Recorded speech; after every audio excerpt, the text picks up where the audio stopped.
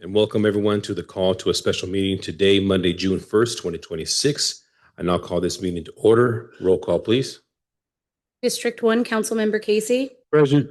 District 2, Councilmember Vieira. Here. District 3, Councilmember Otero. Here. District 4, Vice Mayor Martinez, absent. Mayor Lopez. Here. Please stand for the Pledge of Allegiance.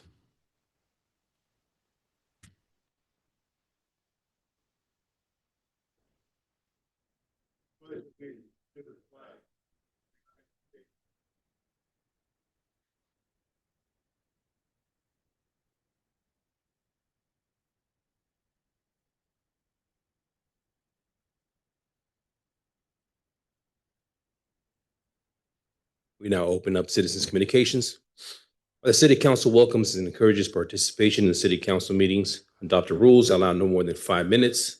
Resolution 2007-106. Members of the public interested in addressing the City Council during the special meeting may address an item which have been described in the notice of the special meeting in accordance with the Government Code Section 54954.3. Anyone wishing to address the City Council must adhere to the rules of decorum, and the rules of decorum are posted outside the chamber doors.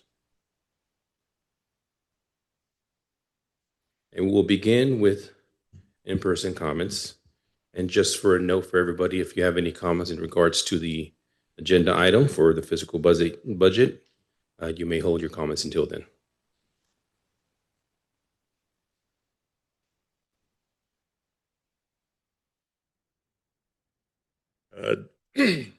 Dave Praticeres. Mr. Steve Whitney's going to draft a letter, put in the Courier to thank all those that helped us Memorial Weekend. But on my half, I want to thank the council members, the police department, the fire department, the Lions Club, and the Series VFW, and the civilians that helped us host the flags Memorial Saturday. And then Memorial Day, help us retire all the flags at the end of the day. I'm pretty sure a lot of you probably missed a few barbecues or whatever, but our group is getting smaller and every help is appreciated. I want to thank you all. Thank you very much. Is there anybody else? John Warren, City of Sirius. I'm a member of the VFW, as you're aware, and also the American Legion, like Mr. David Pratt. I would like also to extend my thank you to all the organizations, council members, members of the public that came out and helped us post the flags and retire them on Memorial Day. In the past, sometimes we would be out there till almost dark, retrieving those flags and folding them. Ray Smith called me from the Lions Club. He said, "John, we're done." It was about like 6:30. And the flags were all folded and put away in the bins. And they did such a nice job. We had extra bins left over from previous times. So the turnout was just phenomenal as compared to the years before. And we certainly thank all of those that participated and all of those that helped round up the crew, like the football team and those kinds of folks. So thank you very much. Thank you very much. Is there anybody else? Anyone online? There are no hands raised and no emails received. Thank you very much. We'll go ahead and close citizens' communications, and we're moving on to unfinished business. Just so everybody knows that the attachments have been included at the back table if you require a copy of today's agenda. We will start off by the fiscal year 2027 proposed budget overview and council direction. And our finance director, Vanessa Portillo, will introduce the item. Welcome once again.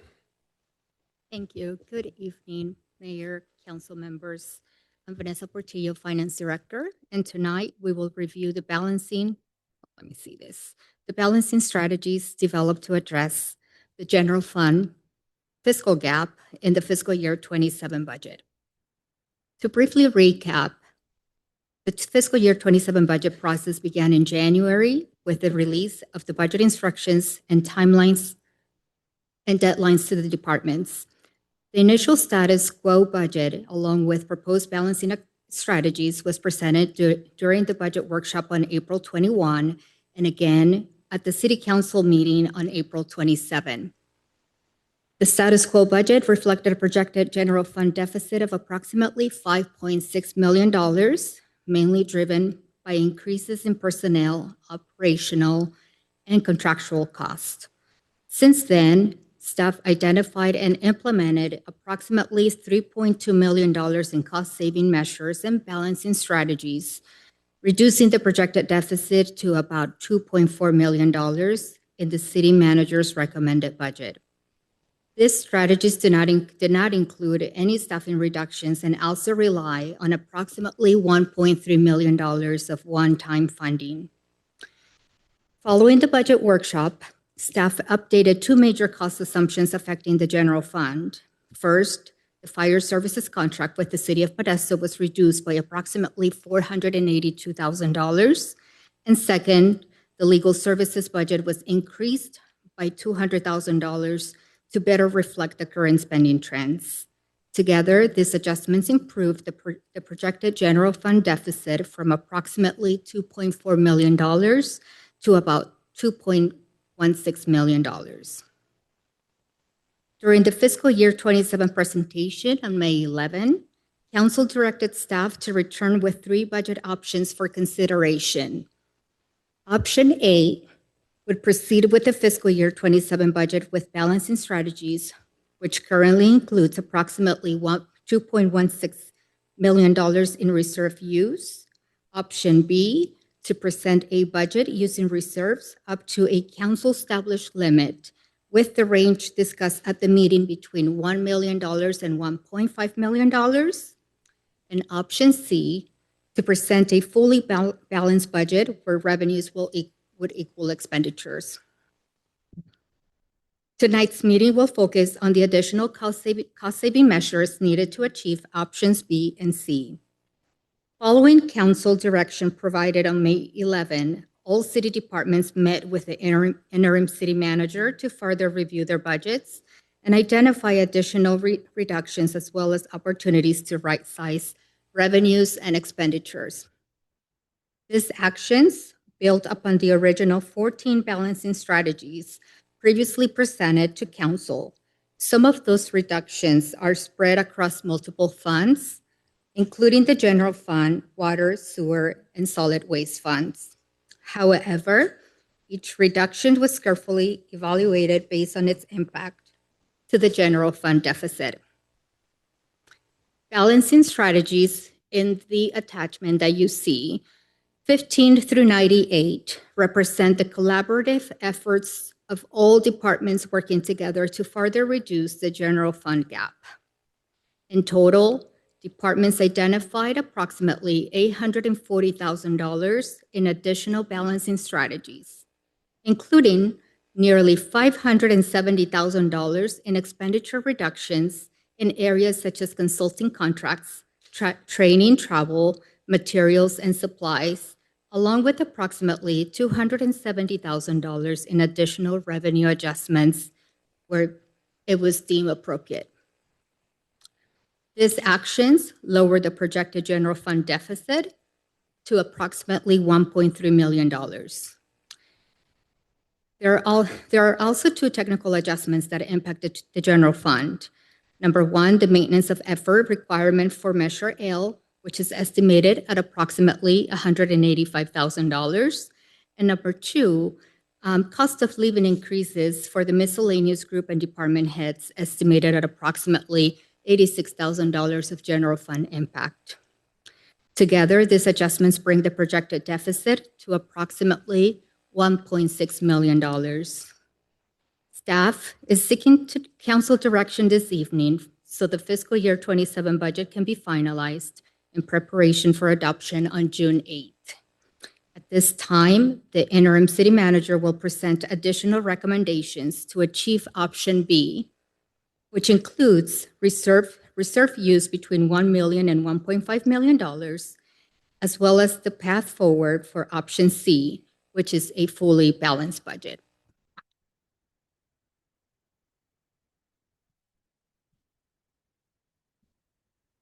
Good evening, Mayor and council members. Thank you, Vanessa. And just quickly, I'd like to once again thank all of the department directors for contributing to this.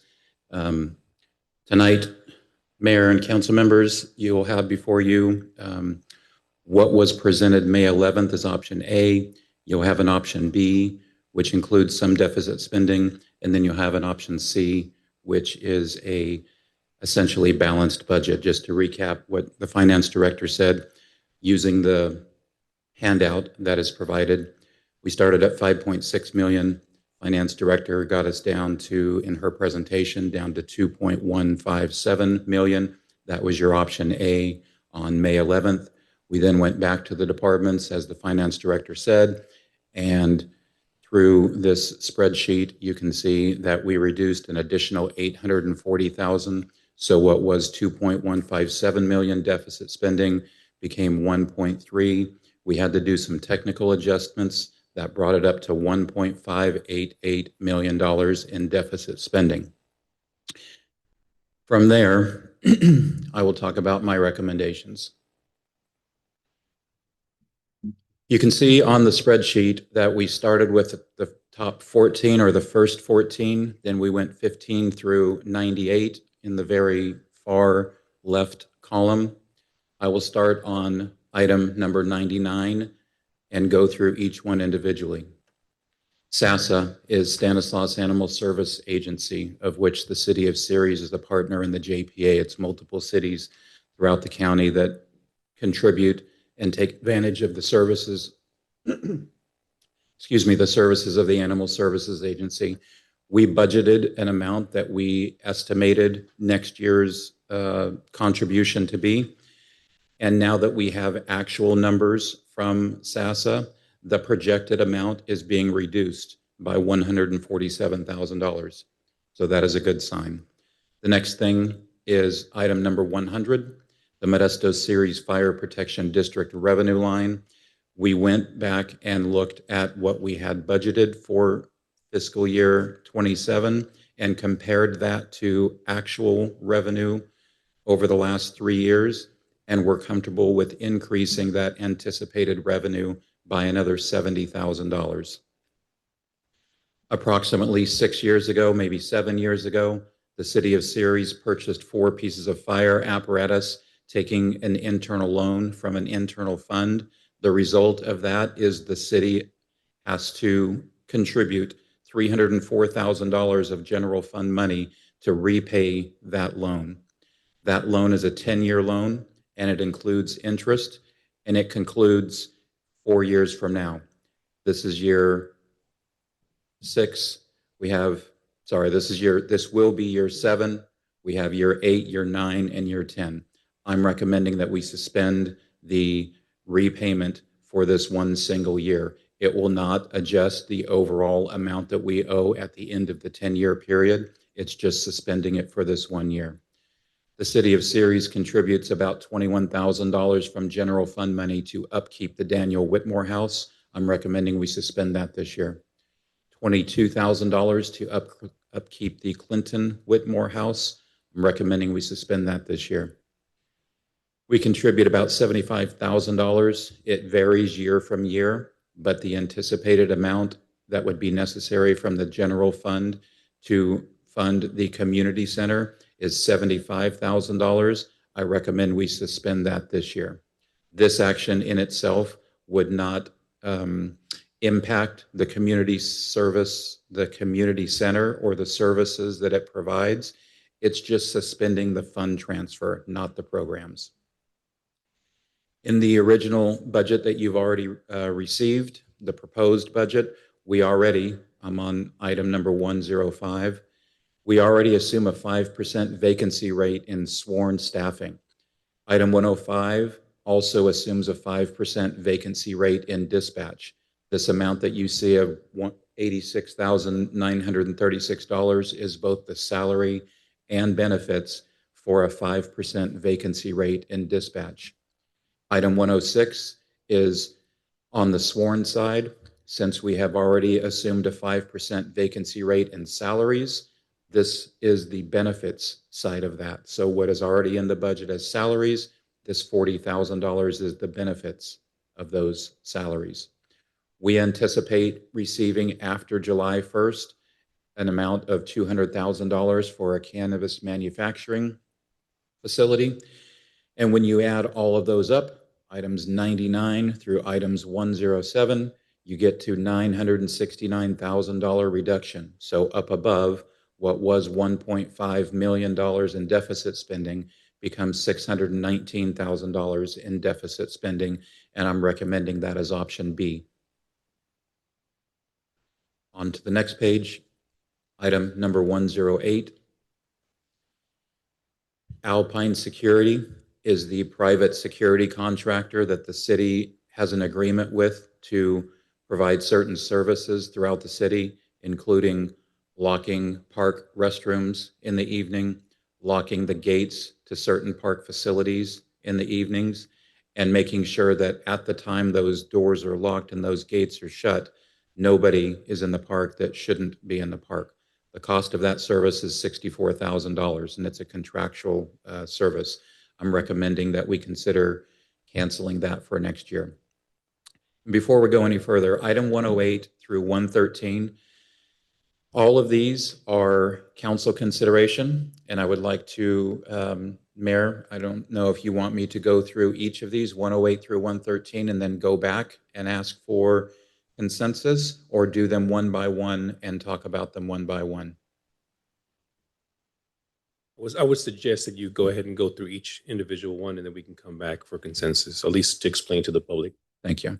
So item 108 would be canceling the Alpine. So for each of these, for the public's benefit and for City Council, there are consequences to these cuts. We want to have a balanced budget, and with that is going to come some services that we've become accustomed to that will either need to shift to other staffing, potentially resulting in a delay, or not providing those services at all. This is an example. Cutting $64,000 from the general fund through the Alpine security contract would mean that other staffing would have to take on those responsibilities. For example, police, fire, parks, or those things just would not get done. The bathrooms aren't locked. The gates aren't shut at the park. There's not a patrol at the park that escorts people out at night. So that is a potential consequence of cutting this amount of money. The next one, item 109, is a $21,000 contribution to the general fund. This is one of those that capital advocacy. The city of Ceres invests much more than $21,000 for capital advocacy's services, but the general fund impact is $21,000. Capital advocacy is an advocacy group that provides grant watch, which means if we as a city know that we want to be on the lookout for certain types of grants, they, capital advocacy, with their expertise, know where to go to assist us in locating those grants. They also provide federal advocacy. If the city of Ceres is interested in a certain platform or agenda or initiative at the federal level, these folks can help us with advancing that initiative at the federal level. The total cost to the general fund is $72,000, as you see there in red. So our options are, when I first got here, I was asked, do I want to continue capital advocacy? And I told finance staff at the time, I wasn't real sure what they did. I don't want to cut them out of the budget. Let's fund them for half a year, beginning July 1st through December 1st, so I can find out what they do and see if it is of benefit to the city. So that is what this $21,000 is. This is funding them for about half a year. I think it's a little less than half a year. If we eliminate this, capital advocacy services goes away July 1st. If we want to fully fund them, we need to increase the budget by $72,000, because $72,000 is the amount the general fund would have to support to fully engage with their services. Item number 110 is City Council donation programs. The city budgets $25,000 of general fund money to make $5,000 available per council member for donations of their choice. Item number 111, $266,000 for Currently, it's Brightview is the third-party contractor that provides right-of-way maintenance. What that means is there is a landscaping service that essentially is contracted to go around through certain parts of town that have been pre-identified and maintain them, like the center medians, cutting down the weeds, making sure that trash isn't in the center medians. There's certain services that they provide for us at city parks.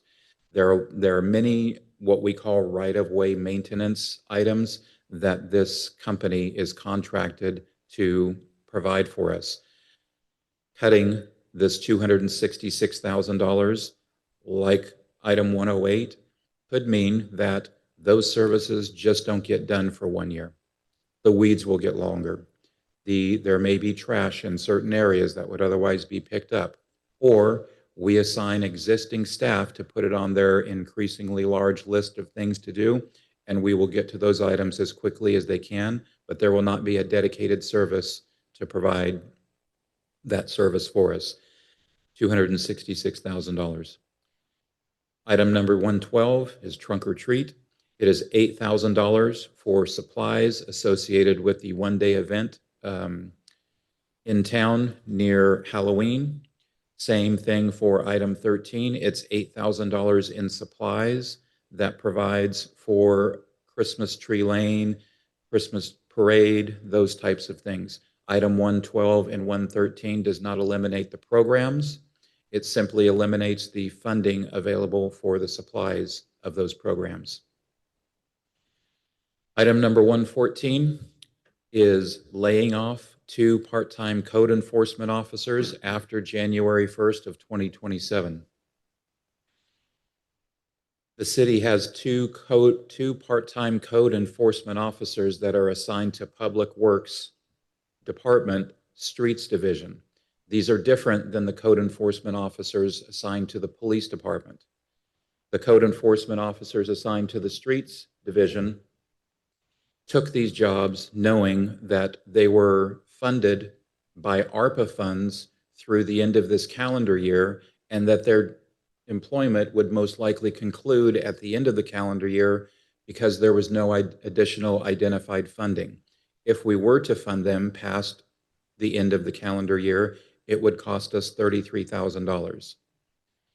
Some of the services that would be reduced or reassigned elsewhere include blight abatement and cleanup services, including removal of illegal dumping, shopping cart collection, graffiti removal and paint over, alley cleanup, canal bank and right-of-way patrols, sidewalk graffiti removal, and related cleanup activities, including the dump truck.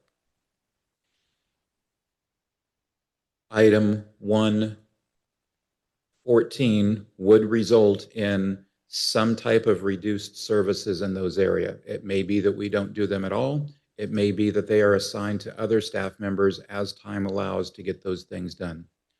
Item 115 is laying off a full-time recreation coordinator. The general fund amount is $91,575. This individual is a full-time staff member currently employed with the City of Ceres. The main responsibilities for this position is senior programming and rentals of this facility, the community center.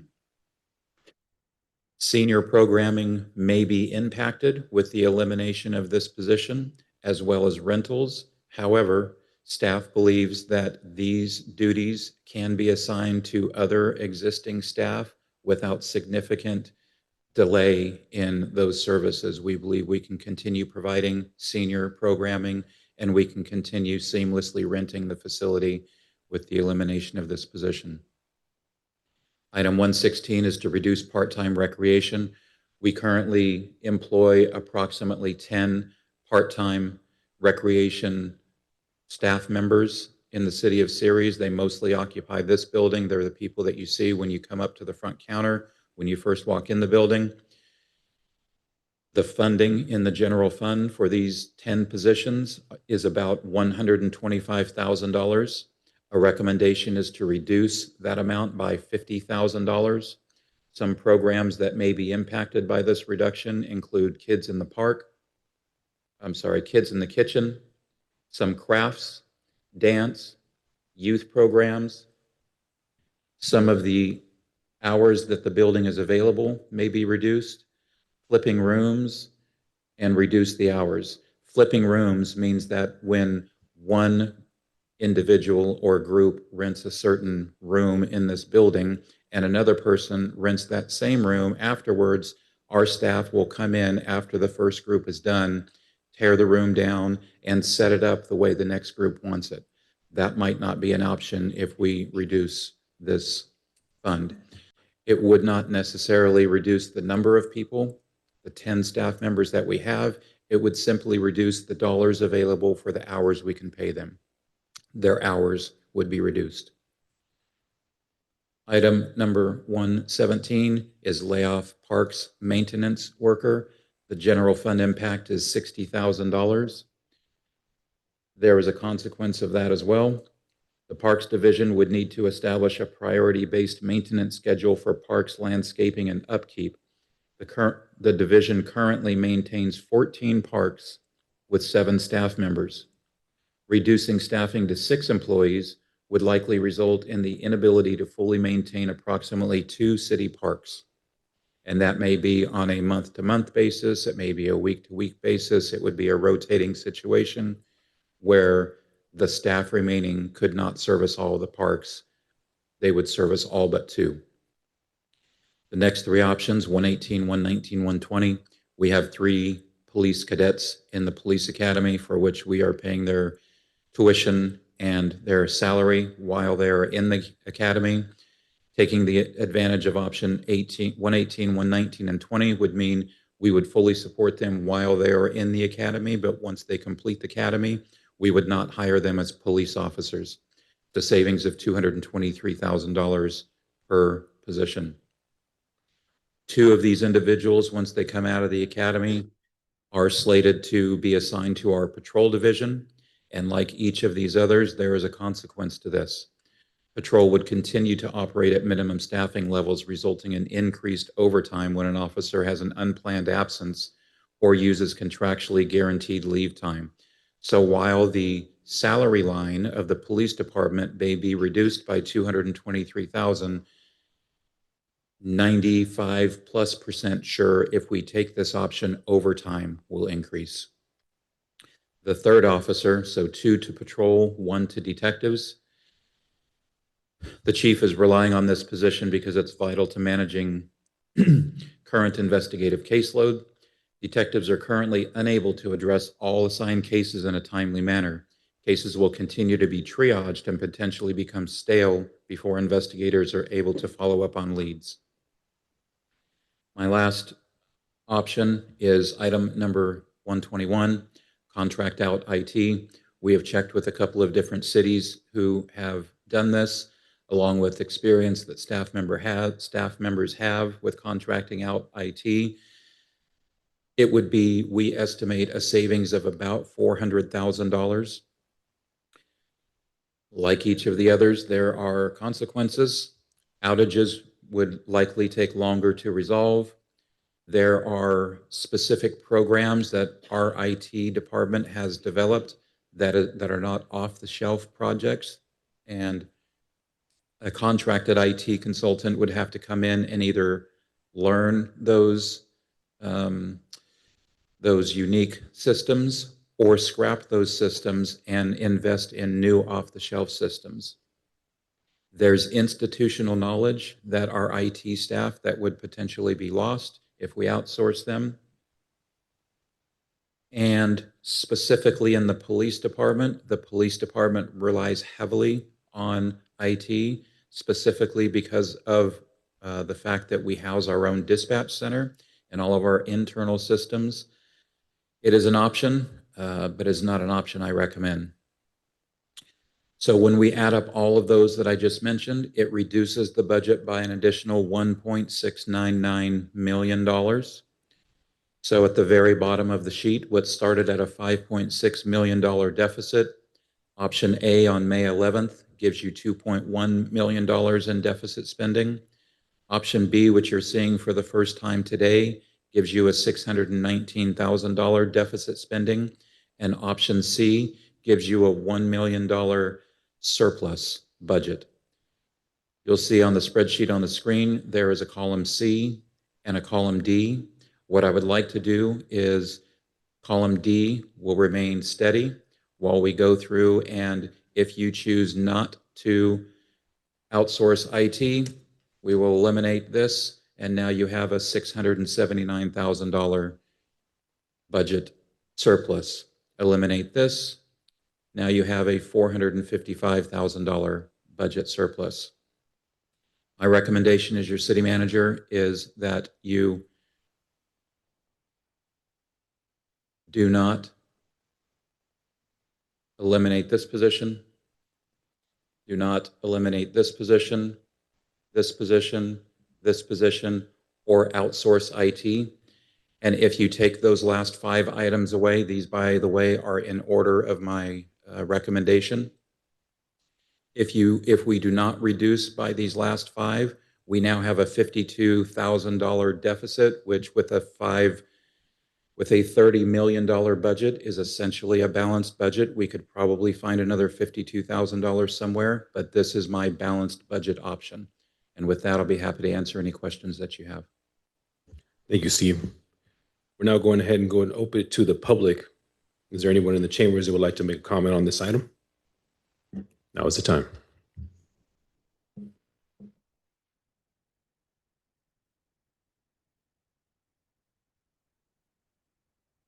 Ladies and gentlemen of the Ceres City Council, my name is John Warren, District 1 resident. I think there hard times have fallen upon our city, and we have no option but to have a balanced budget. A balanced budget leaves about $400 million, if I'm correct, in reserves. And going forward into the next year, as we know from this past year, things come up that we have to reach into those reserves. And so we really need to start out with a zero balanced budget.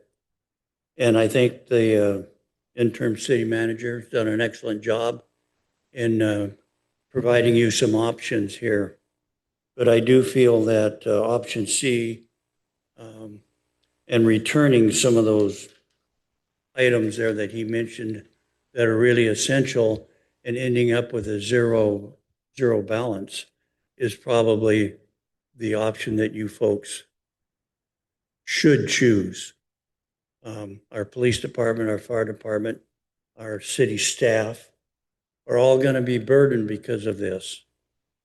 And, but I think you know the path that we need to take as members up there. I know that all of you aren't present tonight, so a 2-2 vote is not what we're looking for. We're looking for a 4-0 vote to have a option C balanced budget with the recommendations of the assistant of the city manager. Thank you very much. Thank you. Next person.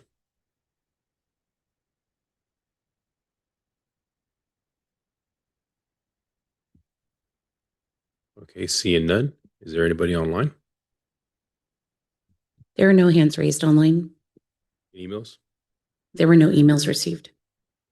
I bring this item back. Actually, someone did just raise their hand. Go ahead.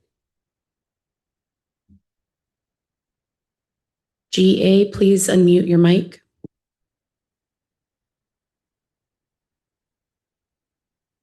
Leon raised her hand.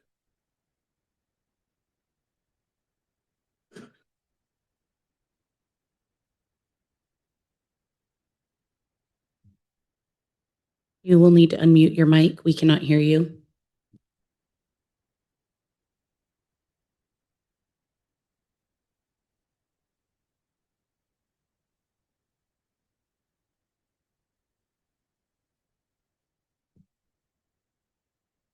Okay, then we're gonna have to move on. We'll now close public comment and bring this item back to the council.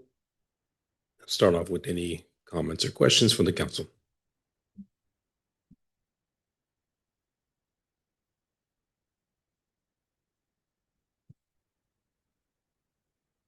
Any comments or questions, council? City manager? Unless, before we move on, if there's any questions, we can have the city manager go line by line. If that's okay. Thank you, Mayor. So what I'd like to do, clearly you are able to give us direction on any of these items, but I would like to start on item 108 and go down to the bottom for the city council consideration. If you would like me to go back to something that's above, just let me know and I'll go back there. But if we start with line 108, contracted services for parks, restroom closures, Alpine, $64,000 to the general fund. Okay, we'll start off. We can just ask the council from left to right if this is something that you would like to keep or remove. You have a question? Go ahead. Go ahead, Councilwoman Vieira, you have a question. Thank you. I guess my question really results in what are the consequences of not having this? Is the police department or code enforcement or our VIPs going to be able to do this, or does this result in bathrooms being locked for 6 months? Thank you, council member. We have had discussions internally of what that would look like and different options. It could be that bathrooms are not locked because we simply don't have the staff to do it. It could be that a parks person that is on duty before they go home locks the bathrooms at 4 p.m., 3:30, 4:30, and the bathrooms are just locked at that point. They're not available for the rest of the night. It could be that we have some other staff. So at this point, I can't commit to what that would look like, just the possibility that we will do what we can to maintain the service, but I do not think it will be maintained the way it is with a contracted service. Thank you. Councilmember Otero. Thank you, Mayor. In follow up to obviously the restrooms being unlocked, is there a possibility that when it comes to the parks personnel that could lock these bathrooms, is there an option to adjust hours to offset their hours for a certain time period? I don't know if they can rotate and offset their hours where maybe the parks aren't closing at 4:30, but they're closing at 8 o'clock. Because once the time changes, it's going to get dark sooner. I think that is possible, but I don't think at this point I would recommend that because of our limited park staff. They work as a team. And when you take one team member and you separate them out to different hours, it lessens the amount of work that the team can do as a whole.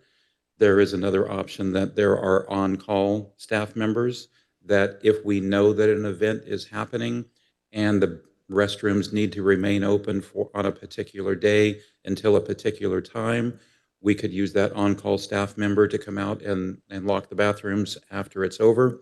It would result in overtime for that person. They get paid on-call pay, and then they get paid a minimum amount when they get called out after hours. So all of those are options. Thank you. Any additional questions before we ask the council? There's no questions. Councilmember Otero, keep this one or remove it? Unfortunately, we'll have to remove it. Okay, and I would rather keep it. Councilmember Vieira? Just for clarification, what exactly is each vote? It's turned on.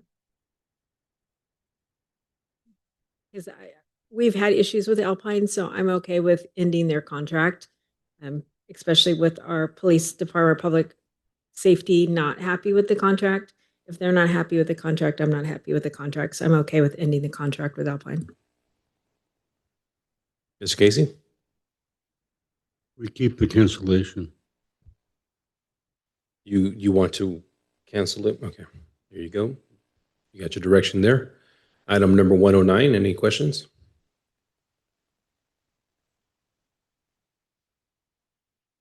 Councilmember Vieira.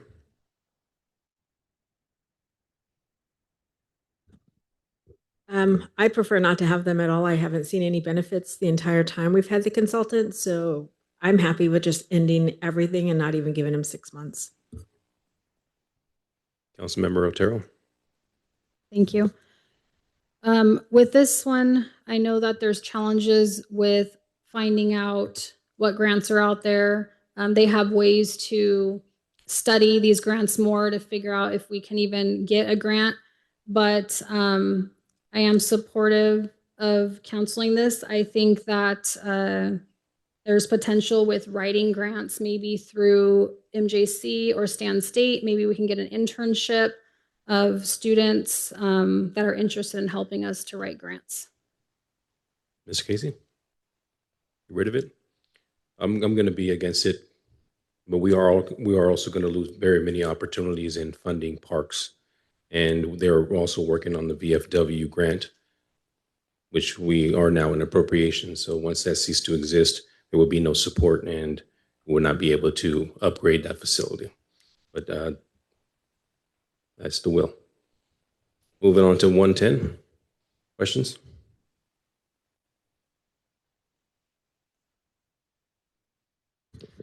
It's unfortunate with this program. I think we have to do away with this.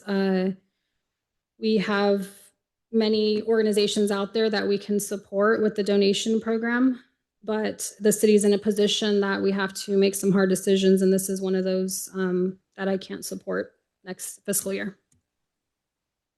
And I agree with Councilwoman Otero. We unfortunately can't move forward with the donations of $25,000. Councilmember Vieira. I'm in alignment with both of you. I also didn't think we had it this year, and although it passed, I am not supportive of keeping it again in next budget. We just don't have the finances to help all the organizations that need help, and I apologize, but I definitely would like to see it cut. Ms. Casey. Right. Cancel the program. Sounds good. Item number 111, right away. We'll just start left to right. Don't worry about it. I think we're in a good flow here. Otero, go ahead. I personally am not a fan of the Brightview contract right now. I don't think that they benefit our city very well. There's a lot of improvements that are needed. I'm suggesting maybe we try to find a contract where it could potentially be every other month. I do see weeds on the right-of-ways in my district. They probably go and clean up every other month. So I don't support the Brightview contract. I will agree 100%. Brightview has not done the job that they were supposed to do. As I highlighted myself personally, as I went around the city of Ceres and continue to see, unfortunately, areas that have not been taken care of. And I think we're going to have to come up with different ways to take care of that. Even if it's volunteer work, I'm willing, if I'm allowed, to go out there with the weed eater and do it myself. And I'll probably do a better job. I almost guarantee it. $266,000 for a contract that I believe that should have been well taken care of. It's been an unfortunate circumstance, but no to that. I'm completely aligned with you, both of you. We've been complaining about the service and the performance of Brightview. I do think we also should be looking at the other contracts that we have in the city, because I don't know if they're the only contract that's not following our expectations.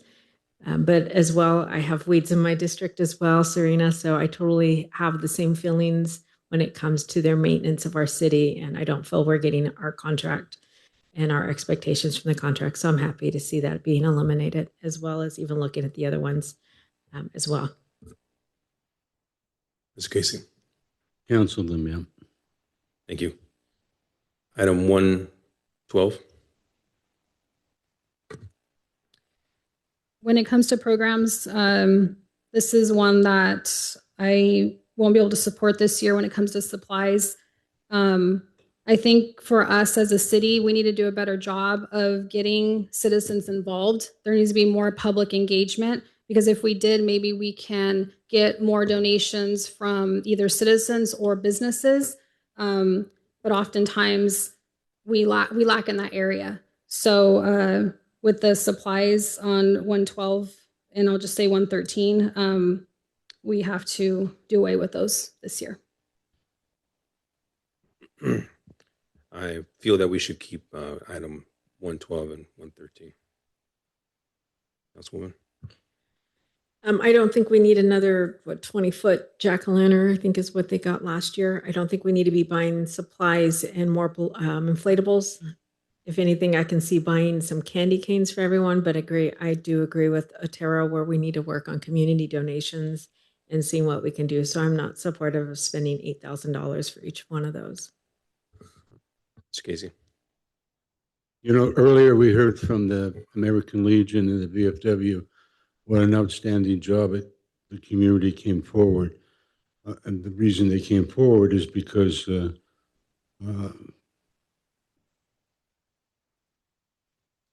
Mr. Warren went to one of the clubs and asked for help. So I agree we can cancel this.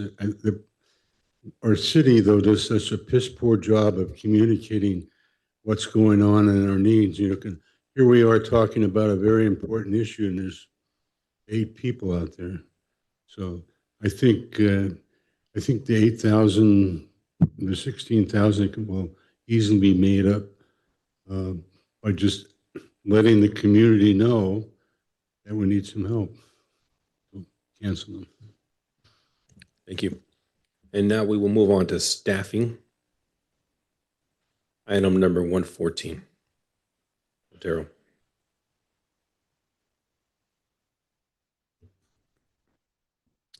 When it comes to code enforcement, they've really been doing a good job. I know that in my district, I've seen them keep out homeless from certain areas, getting rid of illegal dumps and everything. This is hard because I think, so $33,000, I'm looking at our elected official budget, and there may be some costs there that we could maybe talk about tonight to reduce more that can possibly go towards the code enforcement positions. And what those options could be is you look at reducing training more, professional development, and the travel on top of the health insurance. We could volunteer actually to reduce our stipend and help contribute to the code enforcement position as well. And I would be supportive of doing those recommendations that I suggested. On item number 114, you want to keep it or get rid of it? Well, maybe our finance director, if you were to give us a cost with those reductions from the elected officials' budget, what would the amount come out to? We can take a look really quick.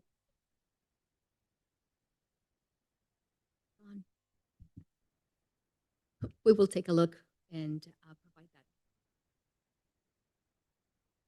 Thank you. Keep it or just- get rid of it? Well, until Vanessa presents us with some costs, I'd like to withhold my decision. Can I just add one thing, Mayor? Yes, you may. Councilmember Otero spoke about within the city council general fund budget, training, professional development, and travel.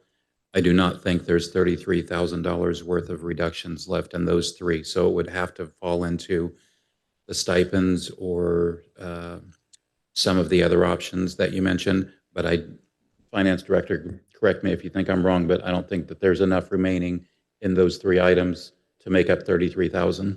In the general fund, there is about $19,000 remaining for between travel subscriptions and operating expenses. So there wouldn't be enough to sustain the $33,000 reductions.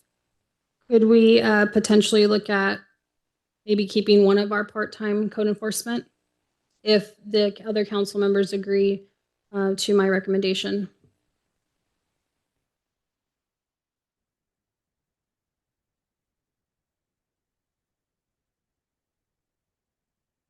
Right, but they work hand in hand, right? The parks code enforcement with the police? These two part-time staff members that we're talking about are completely separate from the police department. They report to the Public Works Department, one of the divisions within the Public Works, and they work independently from the police code enforcement. There may be some overlap if there needs to be a team effort on something, but my understanding is the day-to-day operations is they are completely separate. Chief, can you confirm that? That is correct. But regardless, they are still helping with cleanup, graffiti removal, things like that to help keep our city appearance to look clean. Okay. Thank you. These positions were actually funded by ARPA funds, correct? And they run out in July. They are currently, December. and they will continue to be funded by ARPA funds from the beginning of next fiscal year, July 1st, through the end of the calendar year. And that's when that ARPA funding for those two positions are exhausted. Okay, thank you very much. I would make a recommendation on item number 1114 that we get rid of these two positions. Unfortunately, they are funded by ARPA fund and we no longer have the funds available. Councilwoman Rosendo? Thank you. I agree as well. I think we're looking at other ways of funding code enforcement through police with CDBG, and then the other grant that I had talked to when I talked to Angela Freitas with community planning. So if we can possibly get those other funds, maybe we can bring them back. But I am supportive of limiting the two from Public Works and keeping our code enforcement through public safety and police, and possibly bringing on additional ones if we get the additional funding and having them go through police. And I think Chief is nodding in agreement that he'd be able to oversee that or have someone oversee better alignment with the staffing needs through public safety. So I'm okay with removing the Public Works and possibly increasing our public safety if the fundings come available. Thank you. Mr. Casey? Yep. Every council meeting, I learn something new. Since we're talking about people's, there's no names here, but individuals, typically don't we do that in a closed session? Is this appropriate to talk about this now? Staffing impacts? Councilmember Casey, this is a larger budgetary discussion and it's not individual. These are, and from what I understand, because these are two very specific jobs that are tied to ARPA funding, I don't believe they're included as part of, you're probably thinking bargaining unit discussion. Right. Is that what you're referring to? Well, not so much the 114, but then the next one we're going to talk about is 115, 116. 114 says nothing to talk about. They're funded and their fund ends, and they knew that when they got hired. I'm just talking about the other people. So I think maybe what you're referencing is because it's related to positions that might be impacted from a bargaining unit standpoint. Is that what you're referring to? Well, again, since it's a budgetary discussion, it's a larger budget discussion. If there's implications related to specific bargaining groups, that is something that we can address in closed session. So Williams, just real quick, you had told us in our meetings that these two positions, there was an understanding that when the funds ran out of ARPA funds, that they would possibly no longer have a position available to them. Is that correct? Correct. For item 114, the two part-time code enforcement officers assigned to streets were hired with the understanding that funding for their position would end at the end of the calendar year, and their employment would likely not continue after that.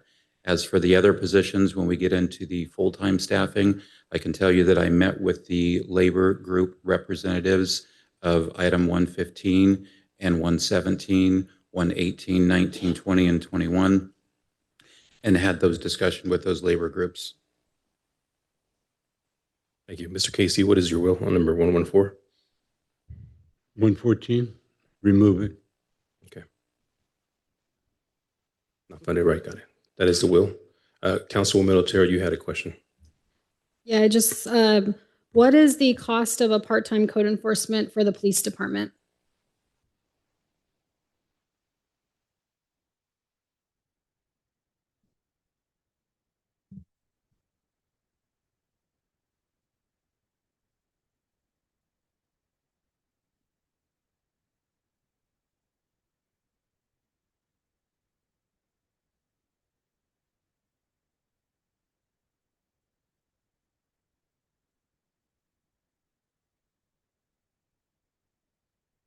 And while we're waiting for that, if I can ask a question to the chief, with your current code enforcement at the police department, are they going to be able to do graffiti removal, painting? Is that something that they have assisted with in the past? No, they don't do any of the graffiti removal. We had that contracted out and we canceled that, bought the part-time code officer some equipment to do that. And they're not able to handle that. If the city were to somehow come up with the funds for the part-time code enforcement, or even through grants, is that a task that they are going to be assigned? I don't know if we've had that discussion yet. Depending on what happens tonight, we'll have to figure out something between us and Parks, how we're going to tackle that. Thank you. We have that. We have that information. One part-time code enforcement officer is about $33,000. And you said with the reduced elected officials budget, with the items I suggested, how much was that going to be? We just in the operating expenses line category, we have about $19,000. Thank you. Item number 115. Councilmember Otero. I'm sorry, Rosalinda, you had a question?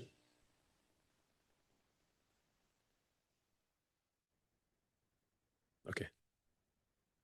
We'll come back. Item number 115, Otero. This is a position that I would have to support cutting at this time. It's unfortunate that we've had to put our employees in this position and our citizens, but that cost, it's going to have to be reduced. Okay. I will also agree with this, with item number 115 to remove this position. Councilwoman Vieira. I think I have some questions. Now she handles, this individual, sorry, handles some of the grants and some of the special events. Is that going to be able to be taken? Are they able to adjust hours and maybe reduce additional part-time staff by adjusting our full-time staff? Because right now with only 2 staff members, maybe a third, we're not going to be able to even be open 7 days a week like we are now. And so that's where my concern is with only 2 staff members in the office, that doesn't give us the coverage that we need for the 7 days or 6 days a week that we're open, plus the 7th that it's contracted out. How does that look by eliminating this position when it comes to public access? Item 115 and 116 combined, if we eliminate both of those, there will be changes to the way this building operates in terms of the hours that it's open, the programs that it provides. Again, it's the consequences of having a balanced budget is some of the things that we have become accustomed to no longer will be available, specifically with the grants and the senior programming. Staff believes that we can continue both with grants and with senior programming by reassigning those duties to other existing staff. However, in terms of the 7 days a week that the building is open and the number of hours that the building is open, if you move forward with my recommendation to cut 115 and 116, I suspect that the hours of the building will be adjusted accordingly.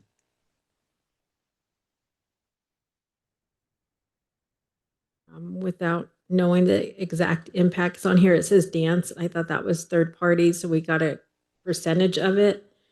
Some of the stuff I can see if we're not breaking even, but it also includes cutting youth programs. And I don't know if I'm completely supportive of 115 without, I'm okay with the 116, but 115, I'm just concerned about hours if we only have 2 staff members in here. If we're going to be able to maintain the hours to provide the youth programs, the registration, the ballet that we have in here, the Zumba, the senior programs. I would prefer to keep the 3 full-timer and then eliminate as many part-time staff as possible. Mr. Casey? Number 115. We have to eliminate the positions. Okay. Councilwoman Otto, did you have an additional comment or question on 115? No? For 116? Okay, now just your turn for 116. On 116, can you clarify the youth programs that the part-time recreation staff is, I guess, hosting or, hosting? I will do my best. So my understanding is that we typically have 1 to 2 part-time staff members at the front counter.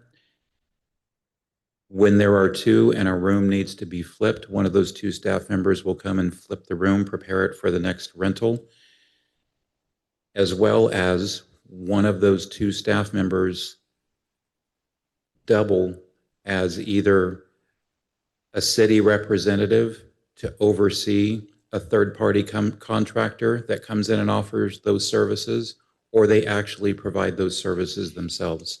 And there are many craft programs and dance programs. I don't think our staff members instruct the dance classes, but I think that there are some of our part-time staff members whose hours would be reduced by this do engage in some type of instruction or staff-led activity. And I can't confirm which of those would be impacted. I just listed the ones that could potentially be impacted. It's possible none of these are impacted, and we continue with all of them. But when I asked staff what would happen if we reduce the hours of those part-time staff members, what could happen, this is what could happen.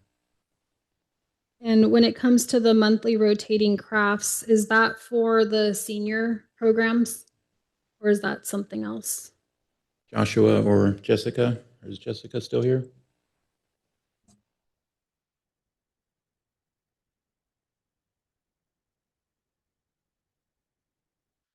So with the senior programming, what the part-time would be, if you were to cut part-time, it would be overseeing all of the classes that go on throughout the day. So that would be dance, Zumba, the kids in the kitchen. Sorry. I'm having a brain fart, but pretty much what the part-time staff do while they're here is they flip for the rooms for the next day. They get ready for the kids in the kitchen, the craft classes, and those rotate, so I can't tell you what it would be specifically for each month, but the staff do put those on. And then they oversee the dance, the youth, the Zumba, and any other contract services that we have here. So eliminating the part-time staff would make it to where we would be unable to hold those classes during those times.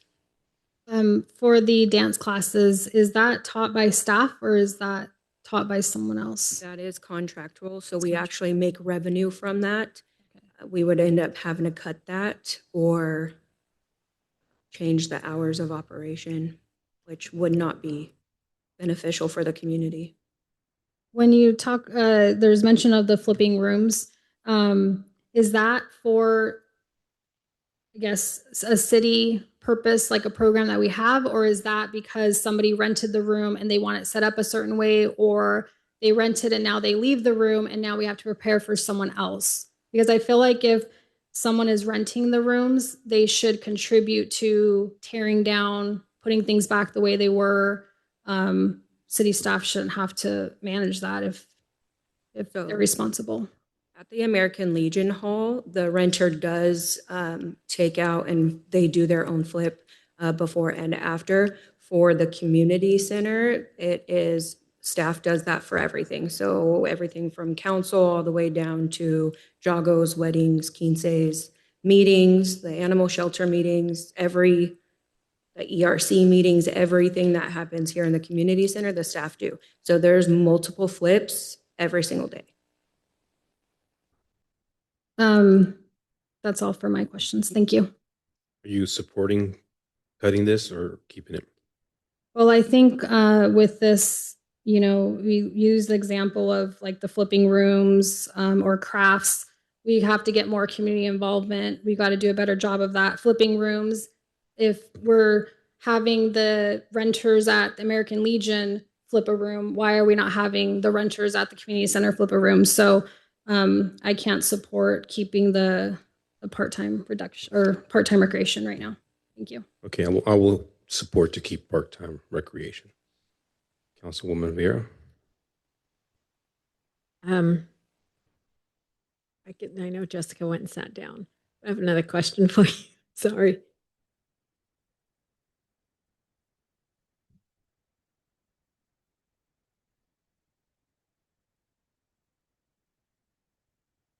Thank you.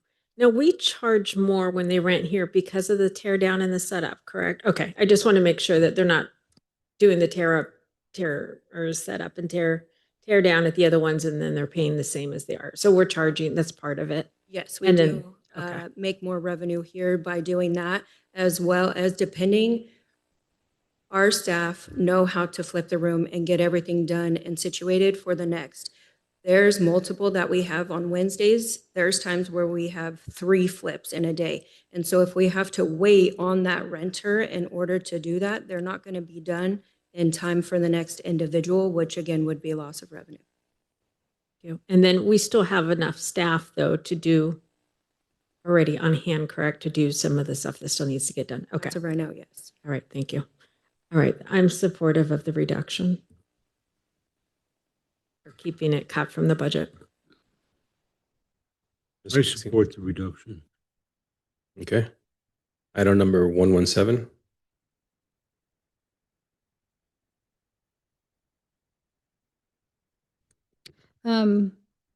On this item, I will have to support reducing the parks maintenance worker. Unfortunately, one of the programs that the city of Ceres has, and I know that we don't want our citizens to have to cover every potential service here, but there is an Adopt a Park program. And again, many people probably are not aware of Adopt a Park, or organizations are aware because we do a poor job of letting the public know. So we have to do better. There's always community service that some of our teens need, or there's organizations that want to give back. So at this time, I will have to support reducing that position. I will support to keep item 117. I agree with you, Otero. There's a lot of organizations. I'm getting text messages even now with organizations willing to help and step up and help with the Adopt a Park or helping with community service, especially with it now being a state requirement. So I'm supportive in keeping that cut as well. Mr. Casey? Reduce it, cancel it. Okay, sounds good. Can I just clarify, that was 3 to reduce and 1 not to reduce? Correct, for item number 117. And item number 118? When it comes to, is it okay if can I speak to all 3? Yeah, I think that's the best way to Okay. approach it. So 118 through 120. We already have positions that are unfunded right now in the police department. So we have our captain, our sergeant, 3 officers, 3 dispatchers. They're already feeling the effect of these cuts. And for me, when it comes to public safety, that has to be number 1. I've already mentioned it before. We have to have law and order in our city, or else people are not going to want to live here and businesses are not going to want to come here. So with those 3 positions, we have to get those officers, through the academy into the department. We have to prepare for when other officers maybe have a leave of absence, or maybe an officer goes to another agency. Otherwise, we're going to start getting, or we're going to start having a lot of overtime again. So those positions, I support having those positions remain. I would not support cutting public safety, so I would support all three positions. I'm aligned with both of them. I am not supportive of cutting police either. I think we need to have safe officers and trained officers. I know we have a great FTO program here, and I would like to continue seeing those positions funded. Mr. Casey. Well, I'd like to see them funded too, but we don't have the funds to fund them, so I'm against funding them. Okay, thank you very much. Item number 121. For 121, the thing about IT, and I think that our city manager already explained it really well. You do tend to, over the years, create internal programs or internal processes within the IT division. The institutional knowledge is key. We've actually lost a lot of institutional knowledge, and that's probably why we're in the situation we're in today with this budget. We can't lose IT. I can tell you with the technology in the private sector, those costs are probably only going to continue increasing. So we lack knowledge, of throughout the city that our IT already knows. You bring new people in, the services may actually be reduced or they may not benefit our city as a whole. So when it comes to IT, I have to support keeping those positions and figuring out if there's any other areas in this budget that we can try to reduce some more. I support keeping IT. I agree with both of you. I think, especially with council meetings and legal compliances, I think we need to have an IT person, at least one, on staff and present, especially during council meetings and planning commission and other state required meetings. So I'm supportive of at least having at least one IT person here, just to make sure that we have what we need and are able to comply with state law. Mr. Casey. Yes, I think we need to keep them speaking firsthand in the private sector. We don't know how it works, so I support keeping our present situation. Thank you. Okay, Mr. Interim City Manager, what's the number now? So with your input, I just would like to recap items 108 through 115. Sorry, 108 through 117. We'll continue with reducing those positions through the layoff parks maintenance worker. There was not consensus for 118, 119, 120, and 121. That leaves us with option C being a positive balance of $8,580. I have a question, Councilmember Vieira, on item number 115. You said that you did not support cutting that position, right? Which is the layoff of the recreational coordinator. Do you still feel the same way? Do I think that's the best option? No. It sounds like from Jessica, they're able to make it work. I just thought we could probably maybe try to keep our full-time staff and try to do more cuts on the part-time, as well as I don't want to see the hours cut here in the community center. But if this is where we're at and we're not in the deficit, I'm okay with the decisions. Where I was outvoted, I'm okay with the consensus vote. Okay with it? Okay, then I won't touch it. Okay, Mr. City Manager. That concludes the presentation. We have option A provided to you May 11th, the $2.1 million deficit spending. Again, we started at a $5.6 million deficit. Option B is a $619,000 deficit spending budget. And as a result of your comments and consensus tonight, we will present you with option C, which is a balanced and in fact positive budget at the June 8th City Council meeting. Question to the city attorney and the city manager. Could we essentially just vote on this item today and pass the budget today? Or is that a no? No, it wasn't agendized as such, but Wasn't agenda as such? Okay, I just wanted to It's- make sure. this does give staff a good direction on how to present it and prepare for your consideration and adoption at the next meeting. Okay, thank you very much. Councilmember Otero, you had a question? I just have some last comments that I'd like to share.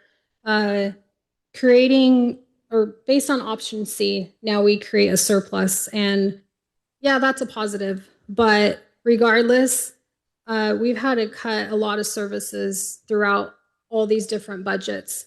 Our citizens are going to feel these cuts, and it's unfortunate. I've spent several hours, pretty much every evening since May 11th, trying to figure out and ask questions. I've sent Steve so many questions from every single budget here to figure out what can we cut. Are we accounting for this funding? Are we accounting for the partnerships when we have events? What revenue is coming in? Trying to look at all options because this is hard. These are hard decisions that had to be made. And it's unfortunate that over, I don't know how many years, city probably hasn't made very many hard decisions. But here we are today. And what I expect is that going forward, we start creating a plan of how we're going to get out of this.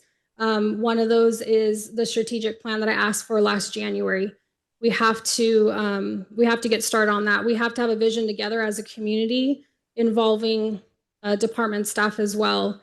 The other thing is I would still hope that my colleagues here would consider a forensic financial audit.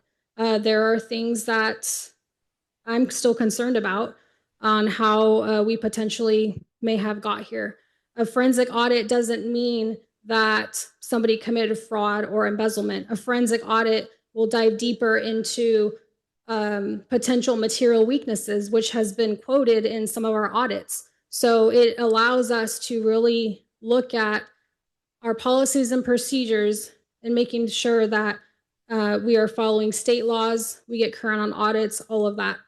So I do appreciate city manager who came in to this, inherited these finance issues. And then I also appreciate our finance team who same thing have not been here for very long. They've been extremely helpful, and you guys have also got the questions from the city manager. So I do appreciate it.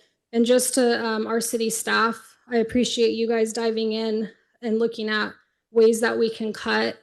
You know, the police department, he had to look at things he can cut. And even then, that's unfortunate. You know, we go back to how can we reduce as council members our elected officials budget? I don't care if it's another $2,000 that can go to a police officer who needs training, because even if it's not a mandated training, there's probably a training that they're going to need to be successful out there to keep themselves safe and to keep our community safe.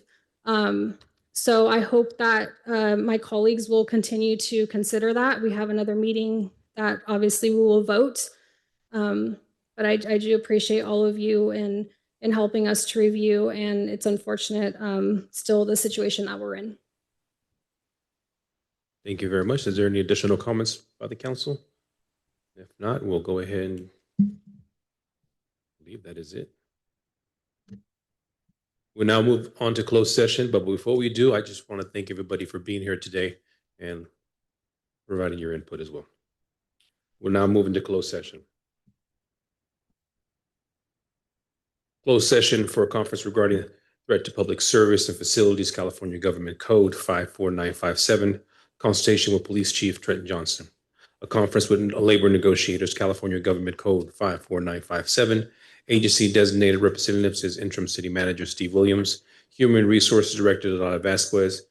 Employer organization is Laborers International Union of the North American LIUNA. A conference for real property negotiations, California Government Code 54956.8, property APN 038, 015, 039. Agency negotiator is Interim City Manager Steve Williams and the City Attorney, Nubia Goldstein.